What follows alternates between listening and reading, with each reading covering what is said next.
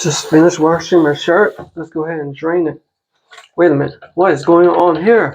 Why doesn't it work? What is going? Oh, no wonder. The drain stopper broke off. It happens when it's old. So let me show you guys the brand new design. Fortunately, I have this, what's called a pop-up bathroom sink drain strainer. So take a look at this cool design. Look at this versus the old one. You see this special patented technology that's incorporated into here? Compare the two. All right. So I am probably not gonna need the rubber ring.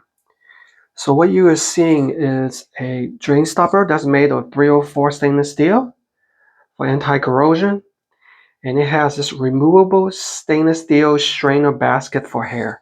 You know how when you wash stuff in the sink, it can get trapped with a lot of hair and other particles. Well, this helps catch that.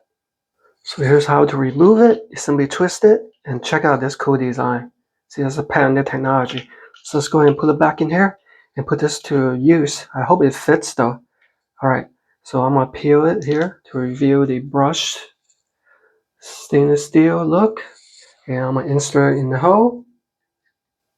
Make sure that fits. Oh yeah, that fits.